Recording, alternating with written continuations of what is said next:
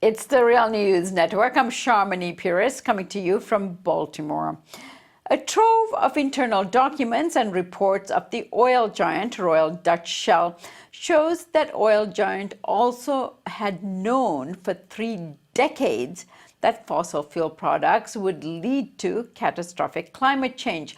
This according to an investigative report done by the Dutch newspaper De Correspondent. Interestingly, Shell back then also predicted that environmental NGOs would sue fossil fuel companies, claiming damages for extreme weather on the grounds of neglecting what scientists have been saying for years. And it turns out that Milieu Defensie, the Dutch wing of Friends of the Earth, has done just that, filing a lawsuit against Shell, requiring them to comply with climate targets set out by the Paris Agreement to limit global temperatures to 1.5 degrees Celsius. With us to discuss the lawsuit is Freek Bersch, who is a campaign leader at Milieu Defensie, Friends of the Earth in Netherlands. I thank you so much for joining us, Freek. You're welcome. Freek, tell us more about what you hope to achieve with this lawsuit against Shell. What we hope to achieve is that Shell will change its business strategy and put it in line with the climate agreement, which would mean that they phase out oil and gas and aim for net zero emissions by the middle of the century. Freek, tell us a little bit about Shell's legacy. What are the particularly devastating effects that Shell has had in different parts of the world?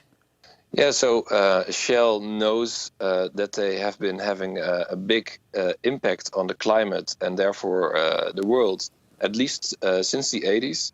Actually, we just found out in these recently released documents that they first have been warned in 1962 already.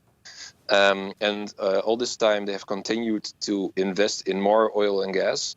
And they haven't really considered changing away from that, despite, they have considered it end of the 90s, but they already also rolled back those ideas and have started investing in the dirtiest forms of fossil fuels like tar sands in Canada, shale gas, and other non-conventional forms of fossil fuels. And could it effectively shut down Shell's operations around the world, this case? That would be their decision to make. If the judge agrees with us, then it's up to Shell to decide whether they will start transforming into a sustainable energy company, which they could do by investing only in sustainable solutions from now on and phasing out their fossil fuels. They could also decide to stop investing at all and just having all the capital and the profits that they have left. They could also hand that over to their shareholders and basically phasing out all their activities. So if you are successful and this case goes ahead and the judge agrees with you, how far would this go in terms of limiting climate change in your assessment? The part for which Shell is responsible in the total of climate change has been calculated to be about 2% historically. So they have 1/50th of all the emissions are on their part. So if we can force them to change their course, that would be a very big deal. But also, if the judge agrees with us, then this could mean that other fossil fuel companies can also be held liable for the climate damage that they do. So it also could impact all their activities as well. Freek, when might the case come to trial? When Shell doesn't comply to our demands, then we would file the lawsuit itself later this year.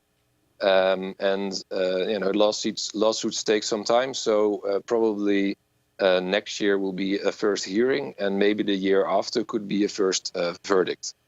if we go back, a similar cache of leaked internal documents from ExxonMobil led to an investigative report and ongoing legal lawsuits, including ones by the Attorney General of New York and the state of Massachusetts. Could these cases have a long-term effect in terms of shifting the business model or the business as usual model for oil and other fossil fuel companies to seriously think more innovatively about shifting their priorities, investment, and the ways in which they do business to cleaner energies? I hope they can. I mean, what we are pursuing is that Shell, as a fossil fuel company, is really held liable, so held responsible for the damage that they do.